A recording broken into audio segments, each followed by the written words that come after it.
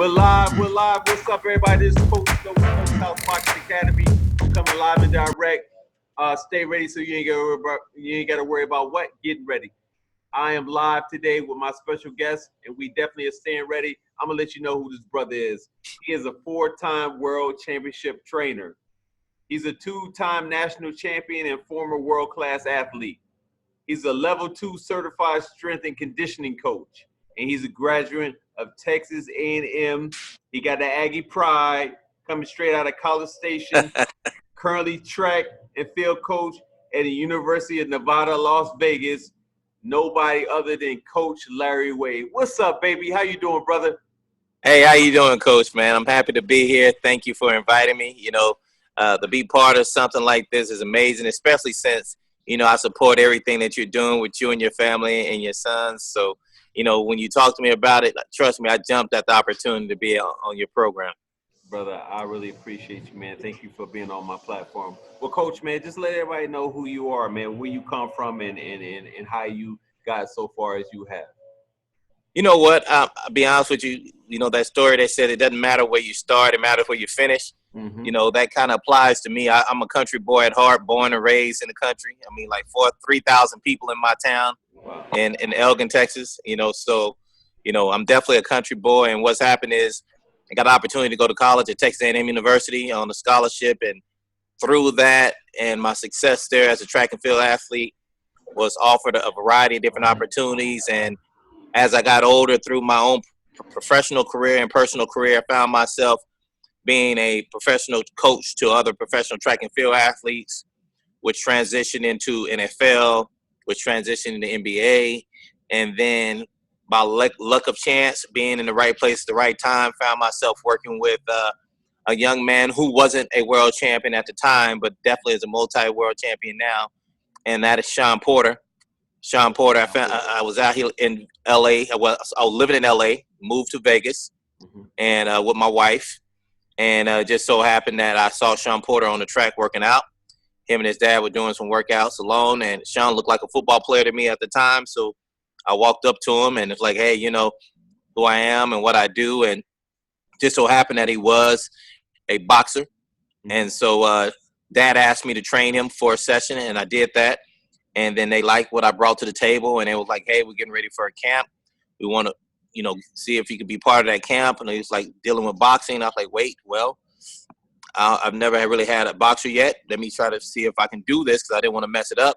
The guy's worked his whole career to get to this point. I don't want to, take a chance on me and mess it up. And it was like, no, you asked me if I could do a couple of things, which I could. And so 4 months later, he became world champion. Wow. And that's how I got introduced into the sport. And to be very honest with you, for 2 years, I went to the gym every day for 2 years on top of doing my strength conditioning stuff with him on the track and in the weight room. But I went to the boxing gym every day for 2 years for no pay, kind of like an internship. You go there, you pay attention, you watch, you use your background in the sports of athletics, and you apply that, and you listen more so than you talk. You listen and you learn. And as I sat back and I listened, I started to learn a lot. So for the first year and a half, I didn't take any other clients outside of Shawn Porter. And then after a while, and I felt like I knew enough to start taking on some other big-time clients, I was able to sign a couple of others, Baidu Jack being one of them.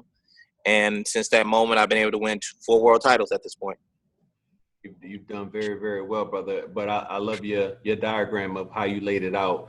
And you were talking about how you did it for 2 years under mentorship under the Porters. A lot of cats don't understand nowadays. Everything, we live in a microwave society where they want everything to roll over automatically. You see the coming of these super teams that they build up, or they get these cats out of the Olympics, and it's like, oh well, we want him to fight for a world title, within 10 fights. That's crazy. It's time. Can you let people know this is not a sport where you're just gonna become at the top within a matter of hours. It takes time. There's levels to this.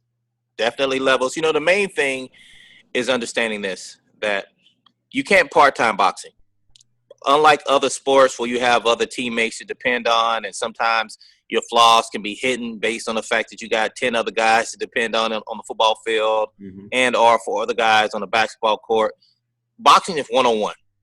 And if you have flaws in your regular life, trust me, they're going to show up in the ring always. So you have to be full-time with boxing. It's not a sport of hobby. It's a sport of life. Because if your life isn't woven into it, you can guarantee your boxing career isn't going to be as good as you want it to be, and therefore your life isn't going to be the way you want it either. So you can't part-time this thing. You got to commit to it. I'm talking about 24 hours a day, 365 days a year. That's what you have to be part of. It's part of your life. So if you got guys who want to box and they say, hey, you know, I want to make a profession out of this, they have to clearly understand that they're dedicating a certain amount of years to a career to get an ultimate result of either being a world champion and or a millionaire. But I will say this, that just like in any other sport, when you first start a sport out, you don't start a sport out with the intentions of being rich. You start a sport out in the intentions of being great. No matter how much money you make, that has to still always be your first choice, that you want to be the best at what you do. And because you're the best at what you do is why you're able to make money. Point blank. Point blank.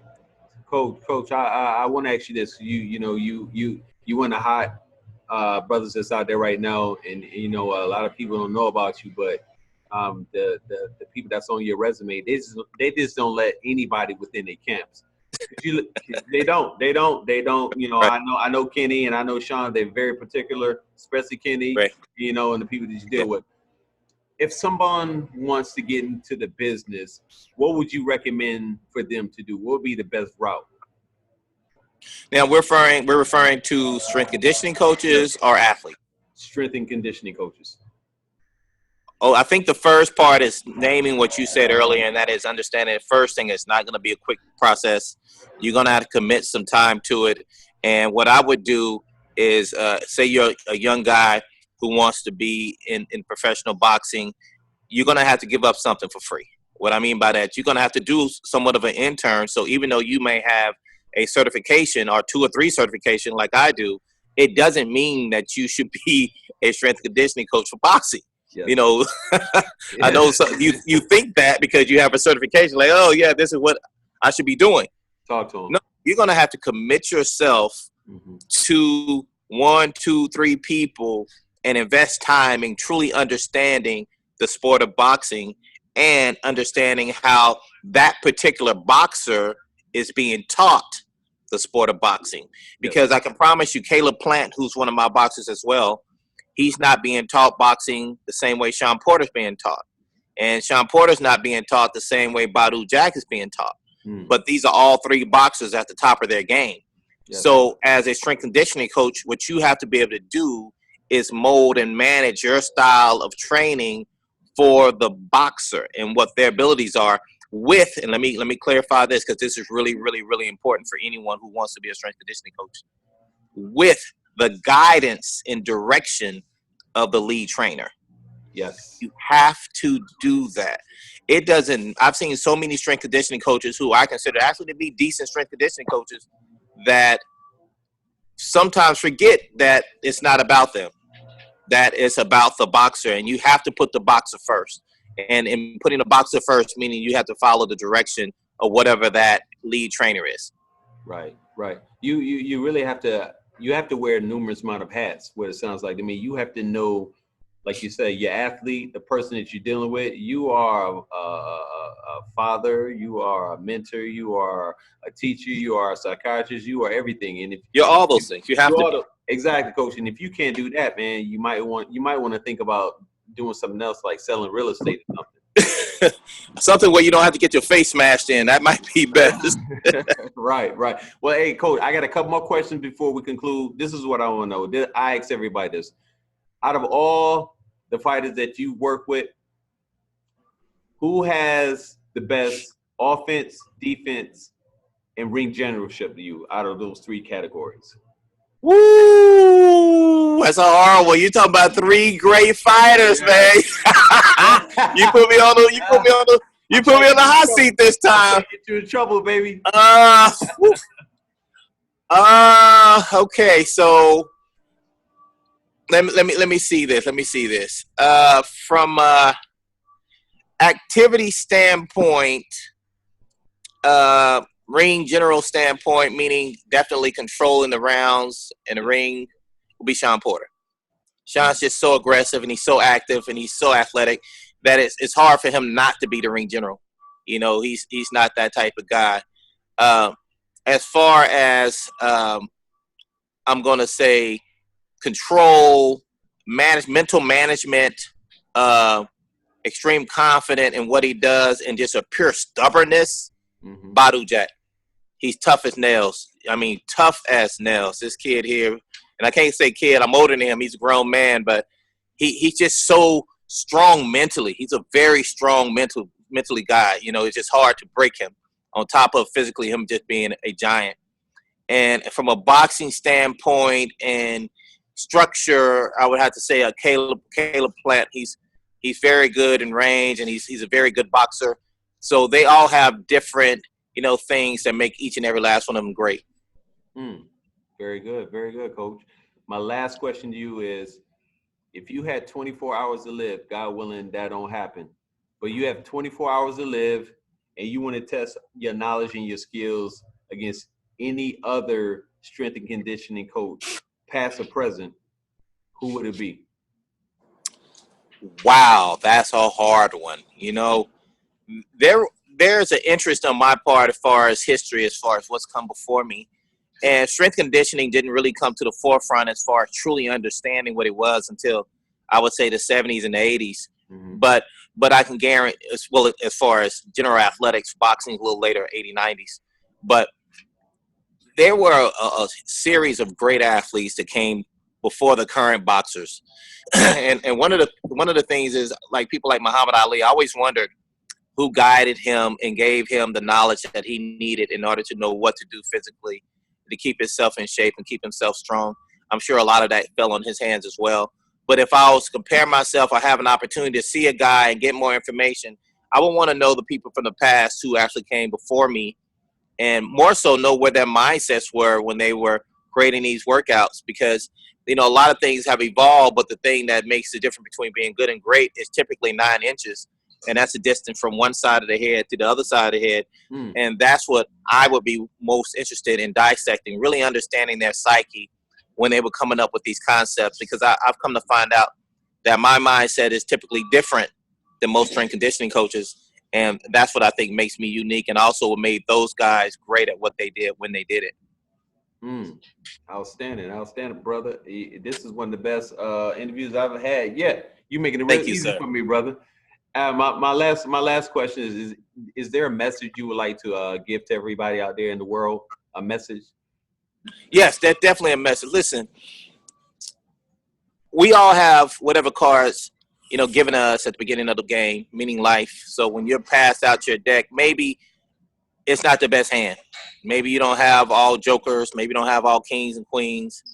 But it's up to you to decide what you want to do with your life. How you play your hand is purely based on you. Yes. You have to be able to understand. Everybody's not going to be given a fair shake, but how you react to that is what helps determine the difference between being good and great at anything you do in life. So as you go through life and you find yourself challenged, don't forget this, that you weren't the first one to be challenged. You're not going to be the last one to be challenged, but you're the one right now that gets to determine how you deal with that challenge. And if you stand up and fight with all that you have, that's what helps determine the true word and the true merit of truly being a champion. That's the difference. Brother. So everyone out there listening, today is your day. Don't wait till tomorrow. Decide today. Be great and let no one outgrade you. Big ups, respects. Much props to you, Coach. Thank you, sir. Coach, you have anything planned in the future coming up? Anybody that you're training, any championships you're getting ready for?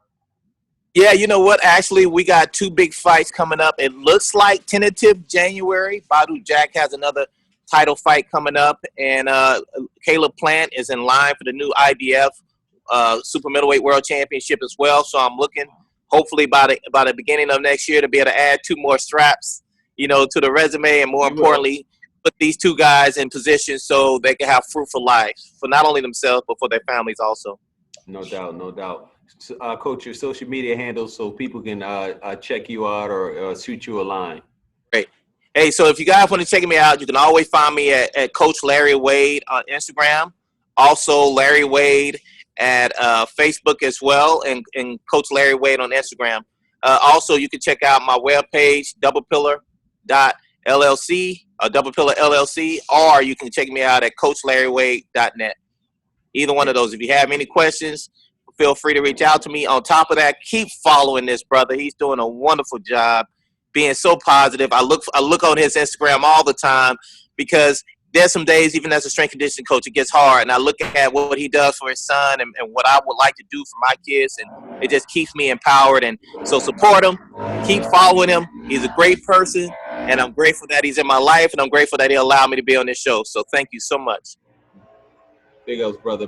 I really appreciate it. Thank you for being on the podcast this morning. This is Stokeshouse, Coach Stokes. Follow me at Stokes _boxing, STOKES _boxing, BOXING, and on my Facebook, Stokeshouse Boxing Academy. But we've been live and direct today with my man, Coach Larry Wade. Thank you so much. Thank you. Yes, sir. Thank you so much.